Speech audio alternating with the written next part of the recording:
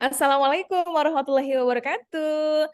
Ketemu lagi dengan Mulai Handayani di sesi berikutnya pada program Mentoring Onboarding UMKM 2023 bersama Bank Indonesia dan juga Navata Consulting. Masih semangat ya Bapak Ibu kita belajar ya. Yuk kita lanjut langsung masuk ke sesi 2. Bismillah. Nah, ada ini nih Bapak Ibu nih. Apa itu paradoks sukses?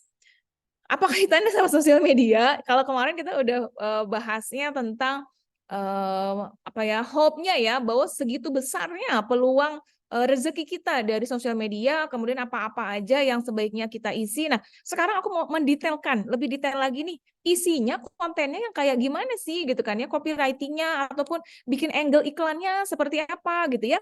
Yuk kita bahas lebih detail. Nah, ini ada paradoks sukses. Kita akan hidup lebih bahagia dan sukses bila kita berhenti berusaha mendapatkan apa yang kita inginkan dan mulai fokus membantu orang lain mendapatkan apa yang mereka inginkan. Nah, jadi Bapak Ibu, ketika kita melakukan pemasaran di sosial media, fokus kita adalah bukan bikin konten yang kita suka. Perhatikan ya, bukan bikin konten yang kita suka, tapi Bapak Ibu harus bikin konten yang disuka oleh audiensnya, target marketnya Bapak Ibu. Jadi fokusnya membantu orang lain. Aduh Mbak Muri, aku tuh nggak suka masak. Tapi kalau ternyata audiens Anda butuh informasi tentang masak, ya Bapak Ibu harus cari informasi-informasi tentang masak. Supaya apa? Supaya bagus nih engagement-nya ya, interaksinya di akun sosial media Bapak Ibu. Jadi sosial media kalau kita gunakan untuk jualan, untuk berbisnis nggak boleh egois. Ya Bapak Ibu ya. Misalnya Bapak Ibu mau personal branding nih. Lagi ngomongin politik, oh benci sama si ini misalnya gitu ya, atau ngomongin apa gitu kan ya. Nggak bisa kalau Bapak Ibu sudah apa namanya, sudah mengkomitmenkan akun personal brandingnya untuk bisnis. Maka Bapak Ibu harus cooling down gitu Bapak Ibu ya. Harus cooling down, harus lihat nih, oh audiens aku kalau kita bahas politik kayak gini, mereka pada unfollow nggak ya? Mereka marah nggak ya? Mereka tertarik nggak ya gitu ya? Jadi kalau memang Bapak Ibu masih pengen menumpahkan yang sifatnya sangat personal banget, ya mungkin bisa dibikin 2 akun atau gimana lah gitu ya. Tapi yang pasti jangan egois hanya memposting apa yang kita suka. Ya, harus posting sesuai dengan fokusnya membantu orang lain. Ya, tips-tips itu ya, informasi-informasinya yang dibutuhkan sama orang lain. Seperti ini Bapak Ibu contohnya. Majalah Bobo ya. Majalah Bobo, aku yakin itu yang bikin bukan anak kecil. Udah nggak? Majalah Bobo untuk anak kecil, tapi yang bikin orang dewasa. Orang dewasa riset. Apa sih yang disuka anak kecil? Seperti apa sih kosakatanya? Seperti apa sih warnanya, gambarnya, temanya? Sehingga ketika dihadirkan majalah Bobonya, anak-anak suka. Kalau anak-anak suka, ya audiensnya suka, kan akhirnya jadi beli lagi, beli lagi, beli lagi. Nah, kurang lebih seperti itu analoginya Bapak Ibu. Jadi sosial media kita itu akan dikonsumsi oleh audiens yang sesuai dengan target marketnya. Makanya kalau Bapak Ibu lihat akun Instagram saya ataupun Facebooknya itu isinya emak-emak banget ya, gitu ya, gaya bahasanya emak-emak banget. Yang dibahas juga seputar dunia mama. Ya karena memang audiens aku mama, gitu. Kebayang ya? Meskipun nih Bapak Ibu kan di sini nggak cuma mama ya, ada bapak-bapak ya. Bukan berarti di sosial media aku, hai bapak, hai emak. No, karena audiens aku adalah mama. Jadi meskipun aku punya teman-teman bapak-bapak, ya udah biarin aja. Kalau Anda masih mau berteman dengan Mak Wuri ya silakan gitu kan ya. Tapi ya aku paham audiens dominannya. Ya, audiens prioritasnya siapa. Nah, gitu Bapak Ibu. Lanjut.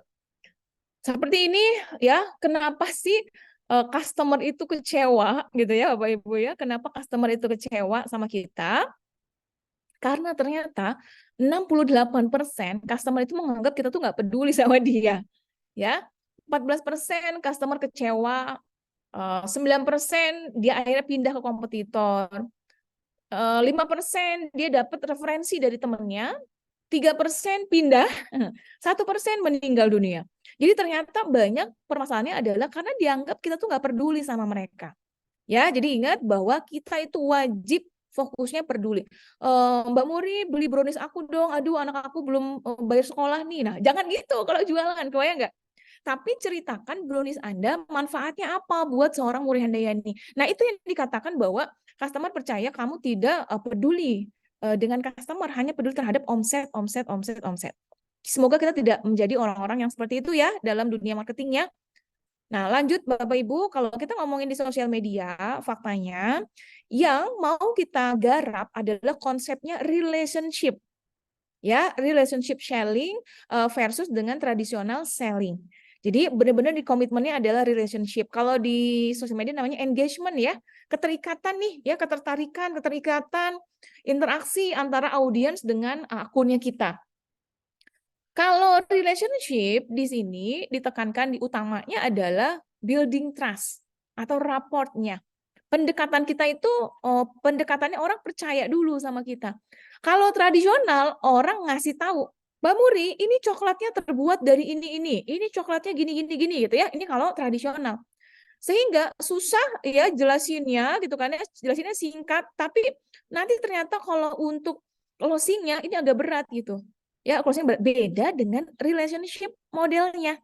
Ya, di sini kita pendekatan dulu, kasih tahu dulu Muri siapa, kasih tahu misalnya kalau mainnya di persona branding ya, atau kalau mainnya di akun jualan, awareness-nya dulu gitu ya, menjelaskan dulu, orang percaya dulu bahwa kita bukan akun abal-abal, bahwa kita nggak penipuan gitu dulu nih. Di sini nih banyaknya konten-konten kita tentang itu Bapak Ibu. Selanjutnya apa? Identifikasi kebutuhan mereka. Nanya, ya apa sih yang disuka? Seleranya seperti apa? Kalau pilih manis atau asin cemilannya kayak gitu ya. Kemudian berbagai macam. Apa sih Bapak Ibu kendalanya dalam mendidik anak-anak? Nah, gitu. Kemudian apa sih Bapak Ibu yang bikin pusing kalau soal makan anak gitu ya? Nah, ini sifatnya mencari tahu kebutuhan mereka. Nah, selanjutnya kalau kalau di sini presenting feature itu misalnya kameranya 3 megapiksel. Misalnya gitu ya. Ini ya. Misalnya ya, aku nggak tahu ya kamera itu berapa megapiksel ya. Contohnya, kalau yang tradisional kameranya 3 megapiksel. Kalau di sini sel benefit adalah bikin selfie makin glowing. Beda nggak sudut pandangnya? Yang di sini menjelaskan fitur, yang di sini menjelaskan benefitnya. Masyarakat ya, audiens kita nggak butuh, aku nggak mau tahu mau 3 megapiksel, mau 5 megapiksel, mau 10, mau 20, aku nggak ngerti, bagi mama ya gitu kan ya. Pokoknya tahunya begitu begitu foto mukanya glowing, yang tadinya jerawatan hilang, tadinya fleknya hilang. Pokoknya mulus aja. Kalau bisa begitu foto langsing. Nah, itu laku tuh kayaknya kamera tuh. Ada nggak ya Bapak Ibu ya smartphone yang kayak gitu ya? Kalau foto dijamin langsing, wah itu kayaknya laku banget ya. Mak mau dibeli duluan tuh. Nah, kembali lagi teman-teman ya, kalau relationship model ya, itu kita menjualnya adalah fokus kepada benefitnya. Dampaknya apa sih buat customer kita? Dampaknya apa sih setelah dia makan brownies kita? Misalnya lebih happy, bikin good mood. Brownies yang bikin kamu good mood dan siap beraktivitas. Nah, itu namanya self benefit. Kalau di sini brownies jadinya. Brownies satu loyang 10 kali 20 cm. Dark coklat. Nah, itu presenting feature. Kebayang teman-teman? Paham ya bedanya ya? Maka di dunia pemasaran, Bapak Ibu, terutama sosial media, kita harus sering melakukan ini, self benefit, bukan menjelaskan fitur-fitur produk kita. Selanjutnya, nah ketika mau closing, ini effort kita nih ya. Ini waktu yang kita habiskan 40% lebih banyak buat approach, 30% di sini. Nah, ketika jualan itu jauh lebih gampang. Bahkan misalnya kalau yang jualan Mbak Muri aku mah percaya. Nah, gitu kan misalnya gitu ya. Karena apa? Karena sudah terbentuk trust-nya. Ya, sudah terbentuk trust-nya dulu. Sehingga nanti jualan di sini effort-nya lebih ringan Bapak Ibu. Dibanding di sini, wah ini susah banget nih untuk closing-innya nih. Ya, karena yang kita jual adalah fitur-fiturnya. Oke, bismillah Bapak Ibu, aku doain bisa menggunakan relationship model untuk konten-konten di sosial medianya. Aku lanjut. Nah, di sosial media Bapak Ibu, ini penting banget Bapak Ibu untuk membuat story brand. Ini aku juga dulu aku nggak ngerti ya tentang story brand gitu. Jadi kayak bikin konten tuh kayak susah banget gitu ya. Nah, ternyata ini Bapak Ibu, Masya Allah ya, ini memudahkan banget nih polanya. Nanti dari sini ke sini, ke sini, ke sini, ke sini ya, dari ke sini atau ke sini. Nah, ini tahapan-tahapannya Bapak Ibu silakan kita pelajari bareng-bareng. Nanti Bapak Ibu ulang-ulang lagi boleh ya, gitu ya, ulang-ulang lagi boleh. Tapi PR-nya ya, aku minta kan kalau PR sebelumnya Bapak Ibu udah minta bikin channel YouTube dan sosmed yang lainnya ya. Di sini aku minta Bapak Ibu membuat story brand. Ya, PR-nya membuat story brand. Nanti ketika Bapak Ibu bingung, nanti kita akan ada di sesi diskusi. Oke, tapi praktek dulu ya. Kita lanjut. Nah, sebelum kita masuk ke story brand-nya, nah ini penting banget. Kalau di sesi 1 kita udah bahas bahwa ibu-ibu usia 25-35 punya anak, duitnya berapa gitu ya. Nah, ini memudahkan banget Bapak Ibu si teori ini. Bentar ya, aku geser dulu ini sebentar. Oke, aku geser dulu ini. Nah, ini Bapak Ibu ya. Ini luar biasa loh, mudah banget dipahami padahal ini Pak D Pak D ngaku-ngaku ya. Maslow Hierarchy of Need ini dibuat oleh Abraham Maslow tahun 1954, Bapak Ibu.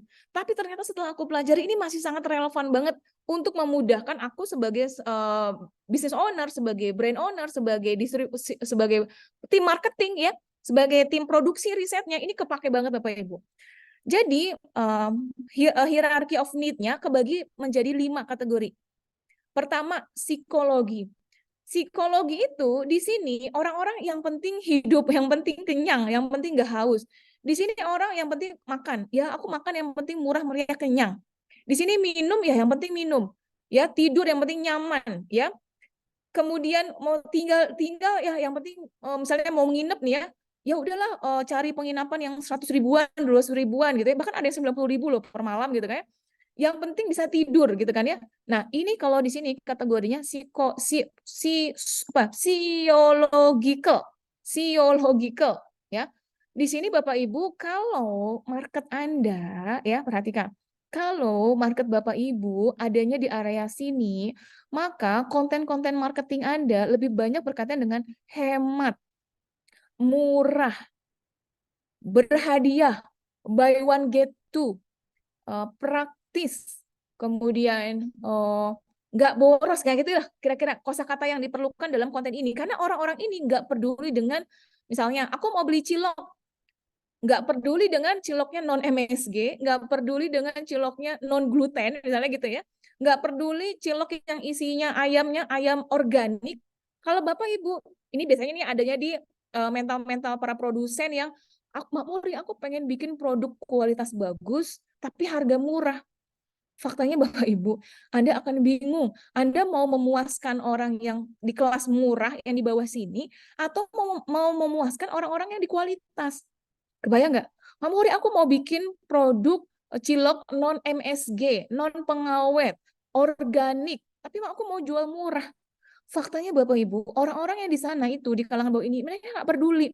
Karena bagi mereka daripada beli cilok 20.000, mendingan beli cilok yang 5.000 gitu. Kebayang nggak? Ya, jadi kita pahami betul audiens kita ada yang di sebelah mana. Nah, kalau di sini kategorinya ini self aktualisasi diri ya. Di sini ya safety contohnya. Jadi misalnya beli mobil, nggak yang penting bisa jalan gitu.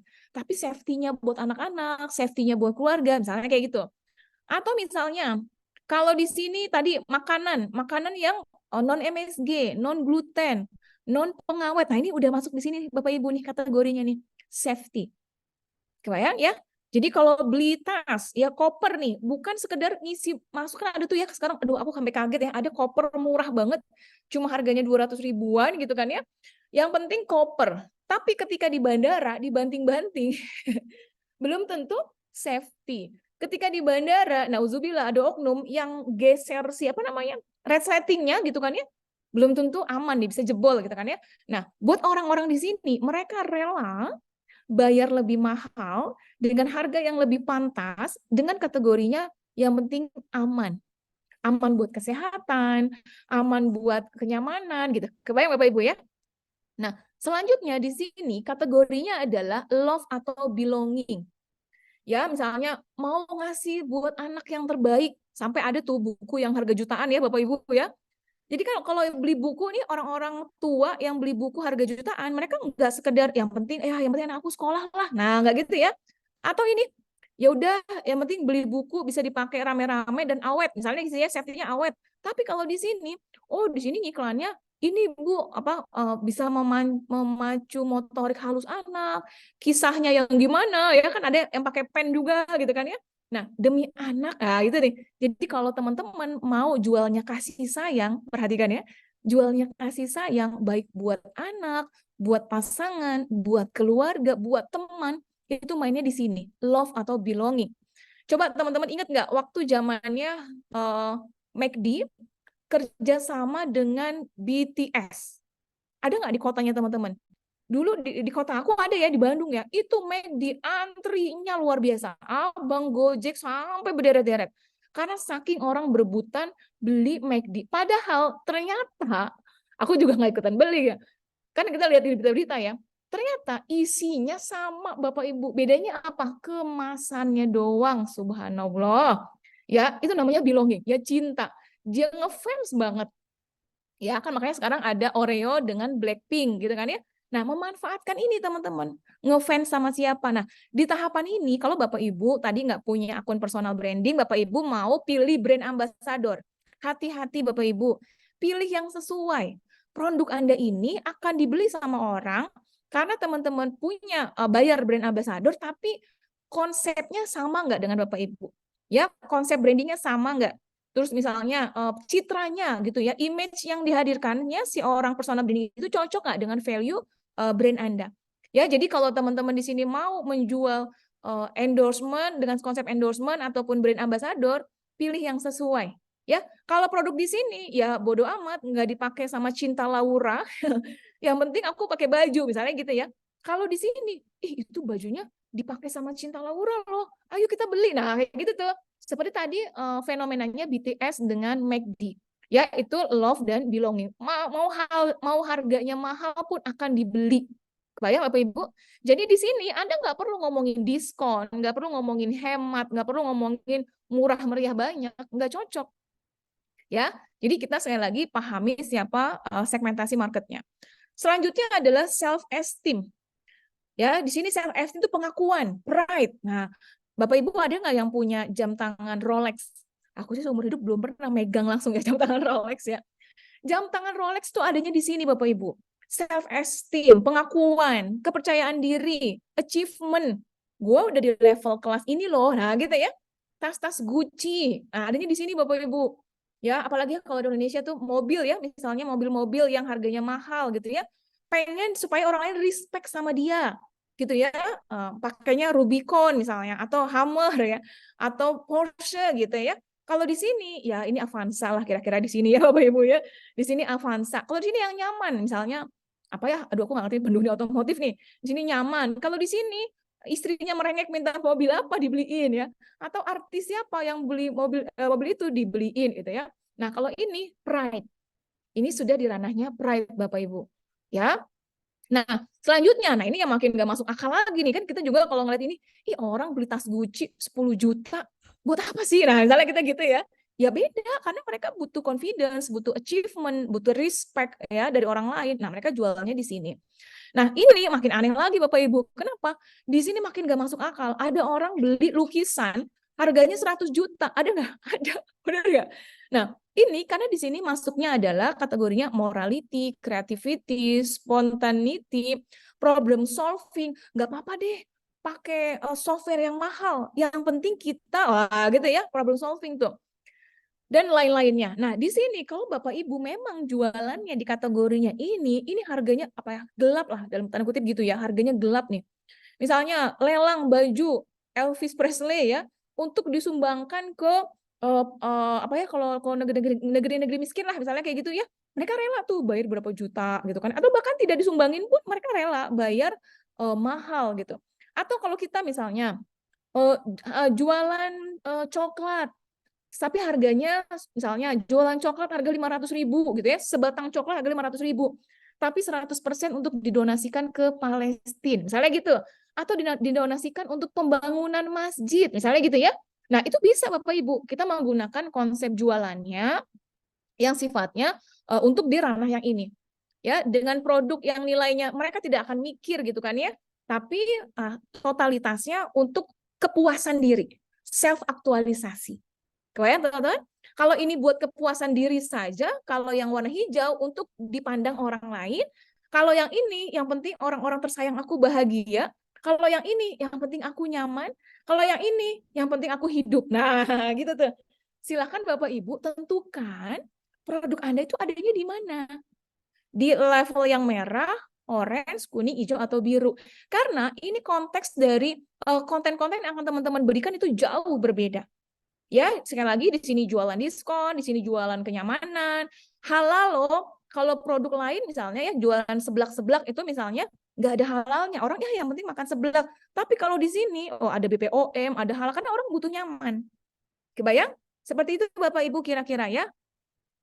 Nah, ini ada penjelasannya lagi lebih detail lagi, silakan nanti dipelajari. Nah, ini kita mulai masuk ke story brand. Ini ada sebuah karakter, punya masalah dan sebagainya. Kita bahas pelan-pelan ya, satu-satu ya. Karakter, tokoh utama. Bapak Ibu, seperti tadi saya bilang, kita nggak boleh egois. Tokoh utama kita itu bukan brand kita, tapi siapa? Audiens. Ya, kita menempatkan pelanggan sebagai tokoh utama, kita adalah pemandunya.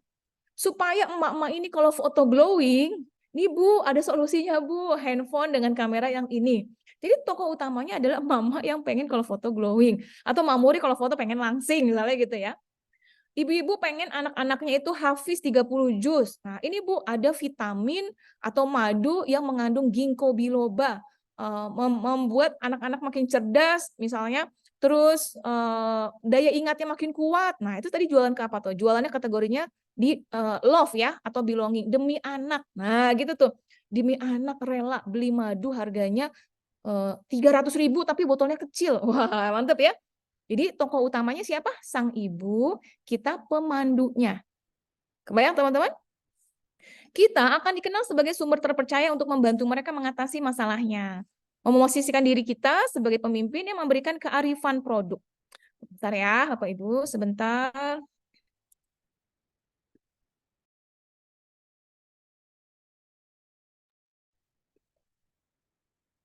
Oke, kita lanjut. Selanjutnya, memosisikan diri kita sebagai pemimpin yang memberikan kearifan produk, layanan, dan dibutuhkan audiens. Identifikasi siapa audiens dan apa yang mereka inginkan yang berkaitan dengan brand kita. Lanjut. Nah, tadi ya karakternya di sini ya. Bahwa audiens kita atau customer kita dia adalah tokoh utamanya. Nggak boleh egois. Selanjutnya, nomor 2. Mereka pasti punya masalah dong Bapak Ibu. Masalah lapar itu masalah ya. Lapar itu masalah, nggak nyenyak itu masalah. Ribut suami istri itu masalah. Anak nggak mau nurut itu masalah. Hirau, bukan hirau ya, apa sih namanya? Galau, bukan galau. Apa sih? Takut gitu ya dengan masa depan anak yang takutnya anak nanti tidak sukses, takut anak tidak pintar, takut anak tidak naik kelas. Nah, itu kan permasalahan juga ya. Overthinking itu sebuah permasalahan ya terhadap apapun gitu ya. Takut susah dapat jodoh. Nah, itu permasalahan. Nah, ya. Jadi, teman-teman, yang teman-teman lakukan adalah kita mengidentifikasi masalah. Ya, nah ini setelah tadi salah target market, biasanya kesalahan kita dalam membuat konten marketing adalah kita salah mentitik fokuskan permasalahan mereka apa. Jadi permasalahan kita bagi 3 Bapak Ibu. Eksternal, internal, dan filosofis. Ya, ada 3 ya, apa? Eksternal, internal, dan filosofis. Membantu kita untuk dicintai pelanggan karena kita dianggap berjasa banget buat mereka gitu ya. Dan menciptakan pelanggan garis keras. Itu dikatakan brand evangelist ya. Saya doain Bapak Ibu punya brand evangelist yang banyak gitu ya. Pokoknya mantep banget lah dengan produk Bapak Ibu. Nah, contohnya Bapak Ibu. Ya, ini biar mudah nih ya, kita pakai Tesla contohnya. Tokoh jahatnya adalah pemborosan bensin, teknologi yang ketinggalan zaman. Ya, tokoh jahatnya nih yang menyebabkan permasalahan. Kenapa akhirnya muncullah Tesla atau mobil listrik yang lainnya. Nah, permasalahan eksternalnya apa? Saya butuh mobil, ya. Jadi permasalahan eksternal adalah permasalahan ceteknya, ibaratnya kayak gitu ya. Aku butuh mobil. Faktanya Bapak Ibu, saya yakin 99% orang yang beli mobil Tesla pasti sudah punya mobil bensin. Benar nggak? Tesla kan harganya miliaran ya. Orang yang beli mobil seharga miliaran, nggak mungkin dia nggak punya mobil sepait-paitnya Avanza, Xenia. Nggak mungkin dia nggak punya kendaraan dulu gitu. Kebayang nggak? Jadi kalau alasannya adalah saya butuh mobil, ini baru alasan kulitnya aja. Kebayang Bapak Ibu? Makanya dikatakan alasan eksternal. Alasan kulitnya aja pengen mobil, padahal bukan itu sebenarnya. Permasalahan sebenarnya apa? Yaitu permasalahan internal. Saya ingin menjadi orang pertama yang menggunakan teknologi terbaru. Makanya mereka rela kan, inden kan, PO kan, Bapak Ibu kan, harganya semahal itu. Mereka rela loh bayar duluan dan ngantri. Yang penting aku masuk sebagai orang-orang pertama yang menggunakan teknologi terbaru. Itu sebenarnya keinginan paling mendalamnya orang-orang yang beli mobil Tesla. Kebayang? Jadi eksternal adalah masalah kulitnya saja. Contohnya nih, aduh aku lapar ya, mau beli makanan ya. Lapar itu eksternal. Tapi internalnya apa nih internalnya? Tergantung nih. Aduh, aku teh lagi pengen yang manis-manis ya, aku pengen yang bikin good mood. Nah, good mood itu adalah masalah internalnya. Kebayang Bapak Ibu? Atau misalnya, aduh aku mau beli makanan nih, mau beli cemilan. Beli cemilan apa ya? Bisa aja cemilan yang harga 5 ribuan. Tapi karena aku mau beli cemilannya buat oleh-oleh, aku nanti malu dong kalau aku belinya yang murah, misalnya gitu ya. Atau aku mau ngasih ke kolega, aku mau ngasih ke partner. Gak mungkin aku ngasih yang 5 ribuan misalnya ya. Ya udah kita beli oleh-oleh yang agak bagus kemasannya, yang cantik, yang ada pride-nya, misalnya gitu ya. Nah, berarti kebutuhan internal saya adalah apa? Memberikan bingkisan yang dihargai oleh orang lain. Kebayang? Nah, itu adalah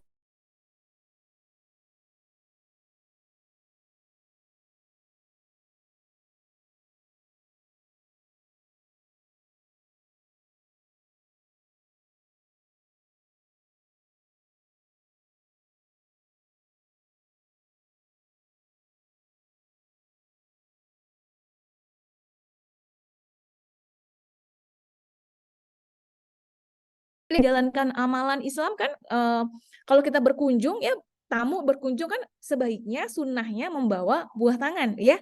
Nah itu filosofinya bisa seperti itu. Ya, itu pilihan filosofinya. Contoh lagi Bapak Ibu misalnya mau masukin anak sekolah, kebutuhan eksternalnya ya biar anak pinter. Filosofinya memberikan pendidikan terbaik buat anak. Internalnya cari sekolah yang bergengsi biar aku teh bangga anak aku masuk Harvard. Bisa jadi kayak gitu ya sebenarnya ya. Internalnya adalah ego si ibunya atau bapaknya nih. Anak aku pokoknya harus masuk UI gitu ya. Biar aku bangga gitu. Wah, kayak gitu ya. Nah, itu internal. Eksternalnya mau nyekolahin anak biar anak pinter. Filosofinya biar menjadi misalnya generasi bangsa yang berikutnya berkualitas misalnya gitu. Bisa jadi internalnya adalah supaya ibunya bangga ya. Nah, kira-kira eksternal, internal dan filosofi dari produk Anda Bapak Ibu apa? Ya, ini jadi PR ya. Silakan bikin detail sebanyak-banyaknya, tulis aja dulu, nanti kita akan diskusi di sesi live Zoom. Bisa dengan pancing menggunakan pertanyaan, tokoh jahatnya, eksternalnya seperti apa gitu kan ya. Bisa pancing dengan pertanyaan. Buat teman-teman nemuin jawaban, misalnya Mbak Muri, aku jualannya pempek. Apa ya? Nah, silakan digali lagi ya. Lanjut. Tadi kita sudah sampai mempunyai masalah. Yang ketiga, pelanggan tidak mencari tokoh utama, mereka mencari pemandu. Makanya kita itu nggak boleh lebih tinggi kepentingannya dibanding dengan pelanggan. Meningkatkan customer engagement, hubungan emosional yang terjalin antara pelanggan dan brand, mengubah fokus kepada pelanggan dan menawarkan mereka pesan heroik ya dalam sebuah cerita yang bermakna. Nah, ini aku garis bawahin banget ya teman-teman. Pesan heroik. Coba Bapak Ibu lihat orang-orang yang jualan multivitamin buat anak-anak itu ngangkat bahwa ibu teladan, ibu hebat, ibu cerdas itu, nah gitu. Ibu cerdas itu pilihnya madu murni, ya madu murni dari muri ya, misalnya gitu ya.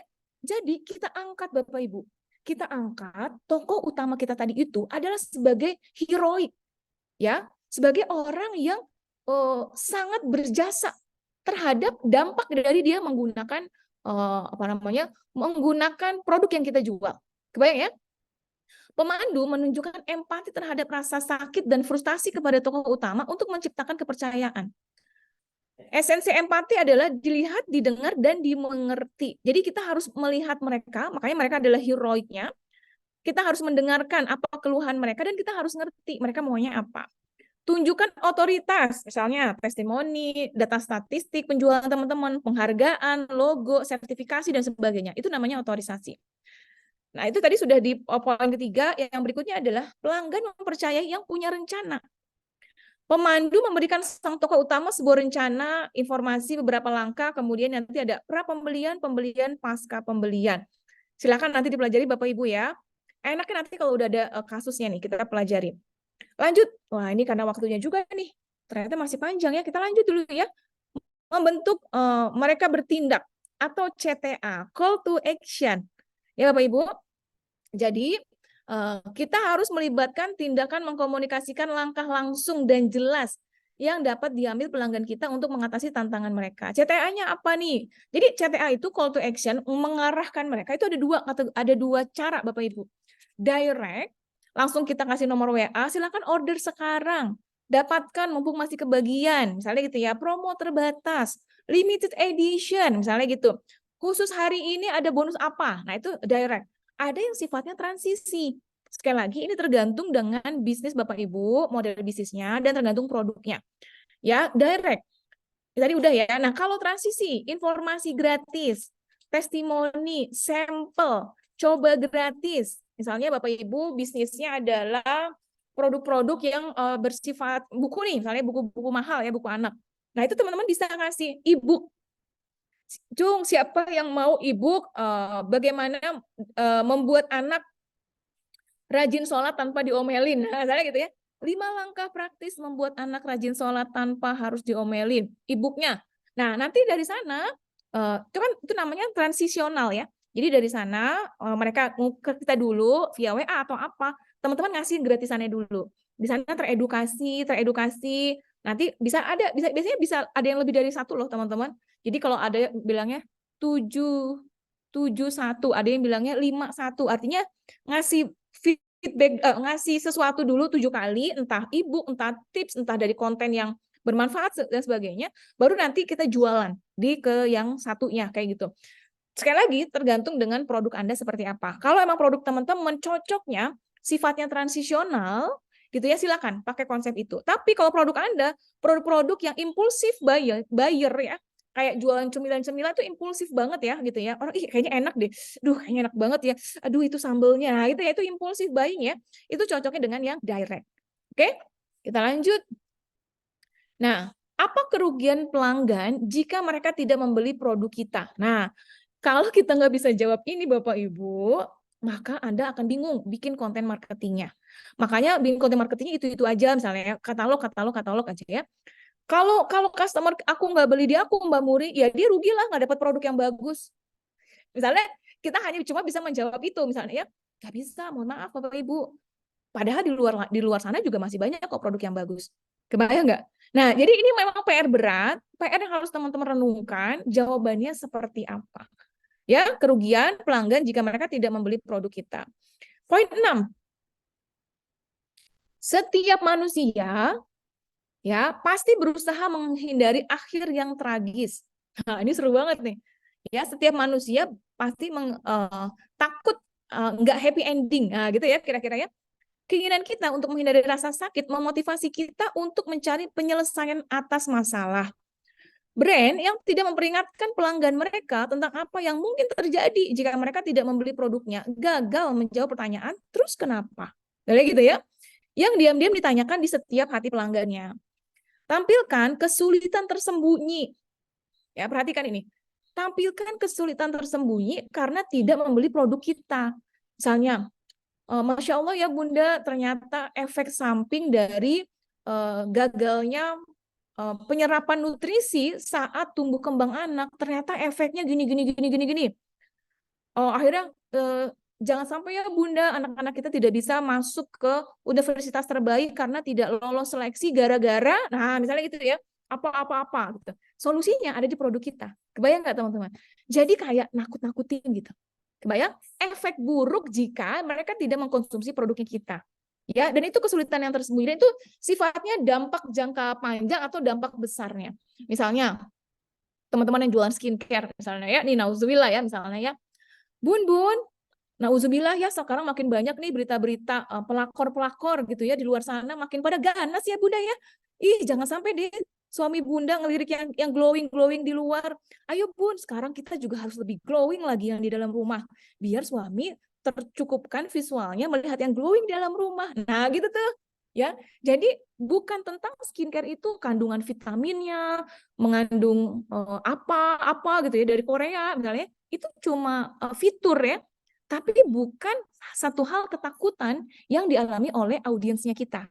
Contohnya kalau skincare buat anak remaja, ih malu ya nanti saat foto bareng lulus sekolah, masa jerawatan. Nah gitu. Jadi dampak malunya dia ketika nanti foto bareng buku tahunan sekolah jerawatan, nah dia malu, akhirnya dia mau pakai skincare untuk ngilangin jerawat. Kebayang Bapak Ibu? Nah, itu adalah akhir yang tragis. Jadi artinya keburukan atau kerugian jika dia tidak menggunakan produknya kita. Orang termotivasi karena dengan perasaan tidak mau kehilangan, ya, less aversion. Jadi ternyata Bapak Ibu, orang lebih takut kehilangan sesuatu dibandingkan dengan mendapatkan sesuatu. Tadi ya, takut misalnya nauzubillah suaminya ke pelakor, atau tadi malu ya foto barang, itu kan ketakutan. Gitu ya. Ternyata itu lebih memotivasi katanya Bapak Ibu. Nah, ini faktanya, datanya ya, hasil risetnya Bapak Daniel Kahneman tahun 1979 ya, mempublikasikan teori tentang mengapa seseorang membuat keputusan membeli tertentu, yaitu teori prospek. Orang lebih mungkin merasa tidak puas karena kerugian, ketimbang merasa puas karena keuntungan. Jadi kalau kita hanya iklannya, kontennya tentang bonus, bonus, bonus, memang sih bermanfaat juga untuk mereka tahu. Tapi untuk akhirnya, oke deh aku beli sekarang. Gitu kan ya. Itu lebih baik teman-teman bahas tentang kerugiannya. Loss aversion merupakan motivator yang lebih besar dalam keputusan pembelian ketimbang potensi keuntungan. Orang 2-3 kali lebih termotivasi ya, 2 atau 3 kali lebih termotivasi membuat perubahan untuk menghindari kerugian. Aduh, ayo ibu-ibu yang overweight, ayo Bu, harus turunin berat badannya Bu, nanti gini gini gini gitu ya. Nah, diangkat kerugiannya gitu ya. Nanti kehilangan kesempatan bisa menemani anak-anak lebih aktif misalnya gitu ya. Kebayang Bapak Ibu ya? Nah, silakan Bapak Ibu temukan apa kerugiannya. Ini ada building communication theory, fear appeal. Contohnya, hampir 30% rumah terbukti bermasalah dengan rayap. Mengingat tidak ada yang menginginkan adanya rayap, Anda perlu membuat sesuatu untuk melindungi rumah Anda. Kami menawarkan paket perawatan rumah lengkap yang akan menjamin rumah Anda bebas rayap. Waduh, 30% ya orang itu kena rayap ya. Ya ya, nanti rumahnya jadi rusak. Wah, bisa ada jaminan ya dia ya gitu ya teman-teman, ada jaminan dulu nih ya. Hubungi kami sekarang dan jadwalkan perawatan rumah Anda. Nah, ini CTA nih, call to action-nya. Hubungi kami sekarang dan jadwalkan perawatan rumah Anda. Jadi, ini oke nih, aku udah hubungin, terus ngapain? Ternyata sama mereka dijadwalkan. Kebayang Bapak Ibu? Nah, silahkan Bapak Ibu renungkan lagi produk Anda, kategori impulsif yang seperti apa, atau kategori yang edukasi. Ya, coba bikin seperti ini, cari fakta-faktanya di Google. Mbak Muri, aku bikin kue yang non-gluten. Cari Bapak Ibu, fakta tentang non-gluten itu seperti apa? Dampak buruk orang kebanyakan makan gluten itu seperti apa? Manfaat baik jangka panjang, jangka pendek terhadap anak, terhadap apa? Cari faktanya. Nah, itu yang akan menjadi konten-konten Bapak Ibu. Ya? Nah, nah ini nih, jangan berlebihan. Masak juga kalau pakai garam enak ya, tapi kalau kebanyakan juga jadi nggak enak kan? Tidak perlu memasukkan unsur rasa takut secara berlebihan dalam cerita yang kita sampaikan. Ya, ketakutan yang terlalu berlebihan sangat kuat membuat orang tidak merespon. Ih, lebay amat sih. Misalnya gitu ya. Ketakutan yang terlalu sedikit juga lemah. Kurang garam nih masakannya gitu kan ya. Jadi sifatnya evaluasi ya Bapak Ibu ya. Bapak Ibu bikin konten, nanti lihat feedbacknya, terlalu lebay kah atau kurang kah, evaluasi lagi, evaluasi lagi. Kalau di kami Bapak Ibu, evaluasi kami adalah setiap hari.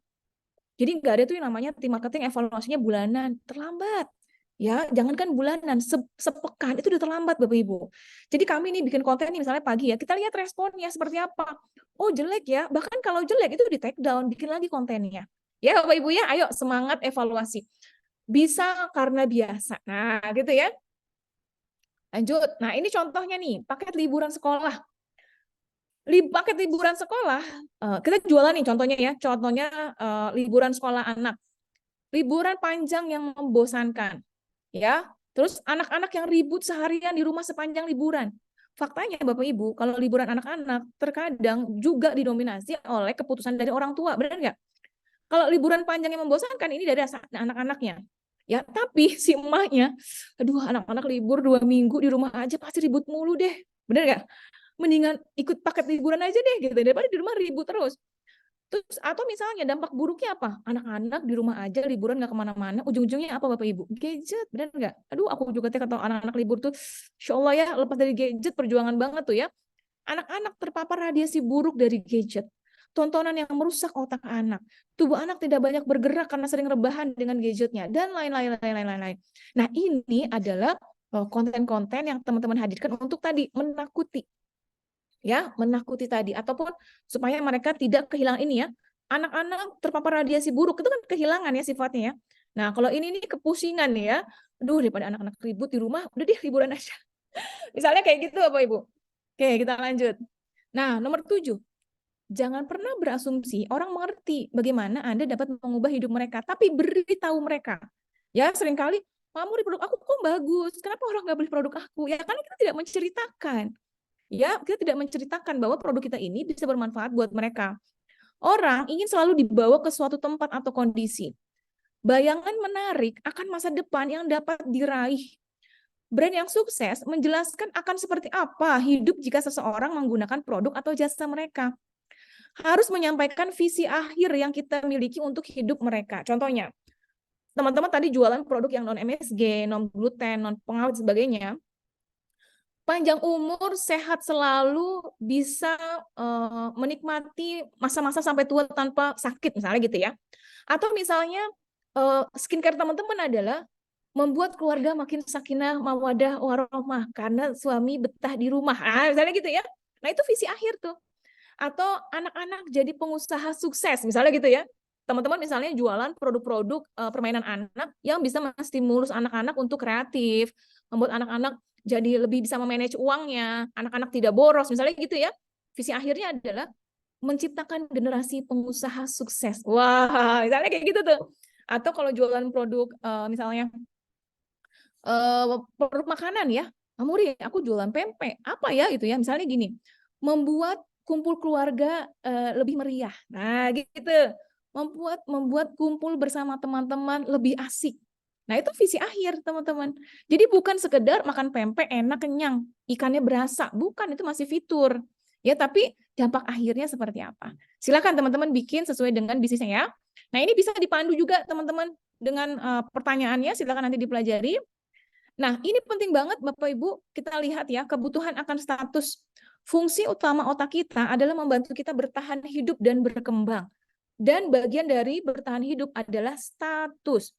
Jika brand kita dapat berkontribusi dalam menjadikan pelanggan kita lebih dihargai, lebih dihormati, dan menarik dalam konteks sosial, itu berarti kita menawarkan sesuatu yang mereka inginkan. Kita bisa menawarkan akses, ciptakan kelangkaan, tawarkan kualitas premium, tawarkan asosiasi identitas. Kebutuhan hal eksternal yang menciptakan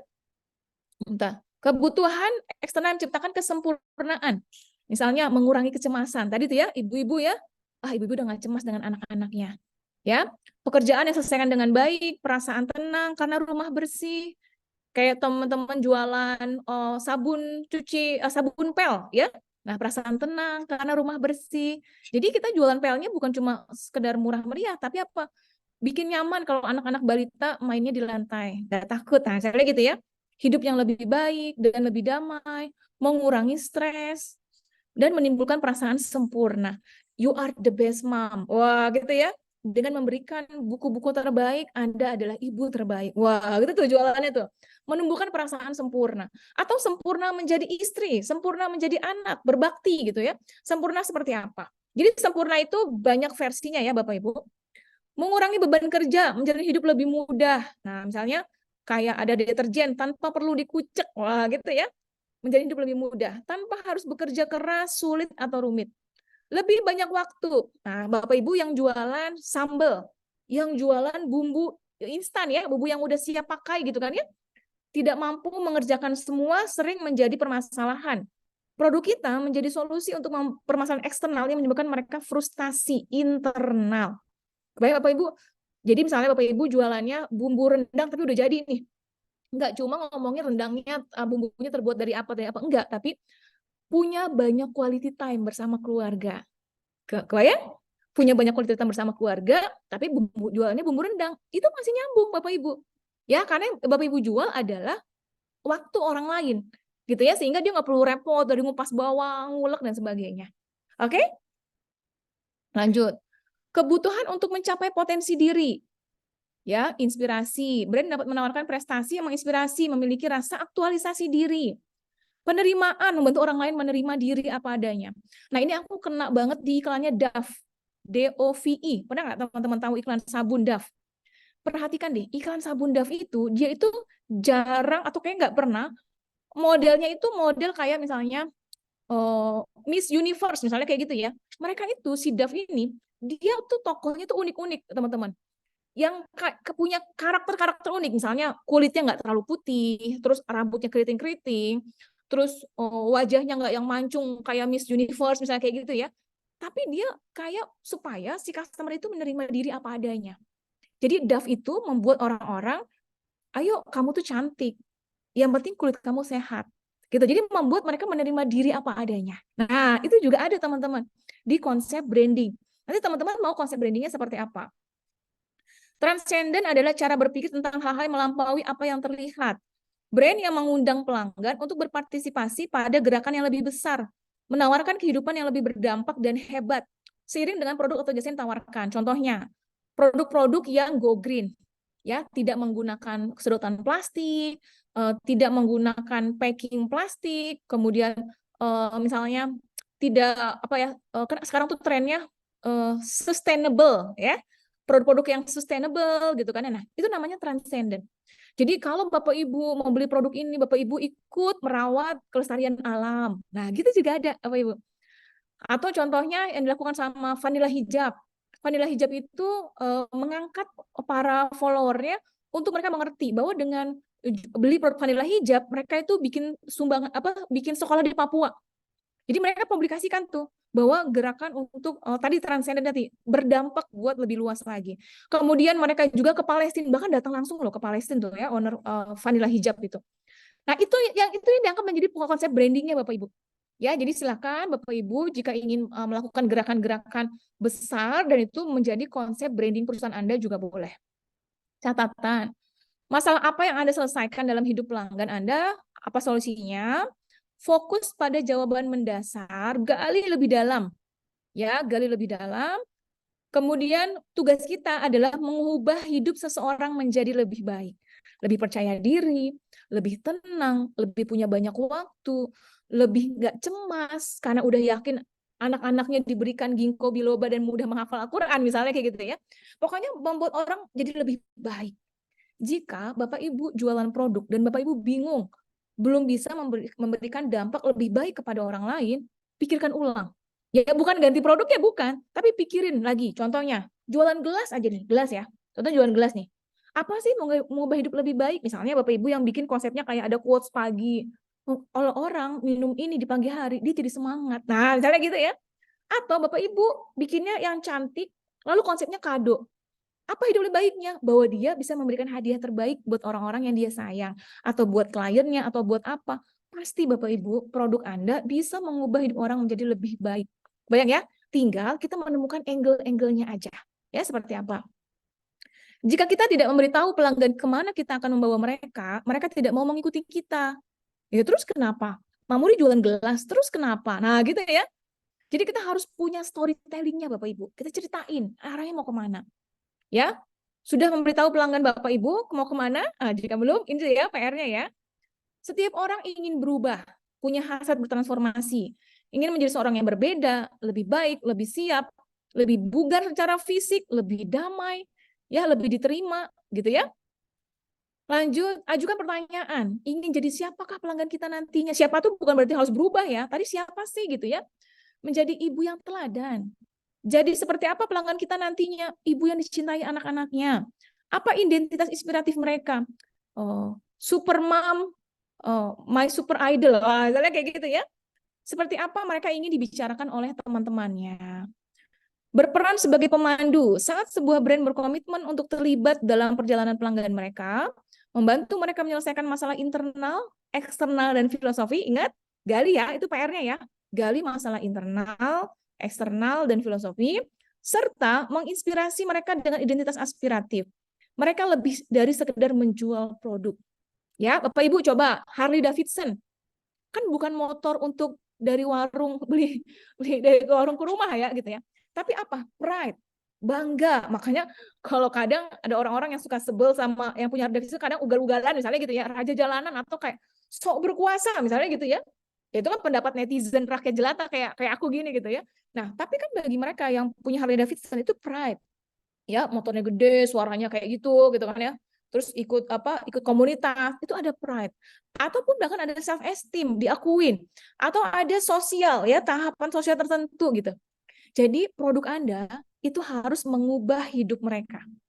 Lebih dihargai orang lain, lebih mencintai diri sendiri misalnya, puas terhadap pencapaiannya, menjadi orang yang menganggap dirinya pahlawan lingkungan hidup, itu juga perubahan. Oke? Sip. Sesi 2 sudah selesai.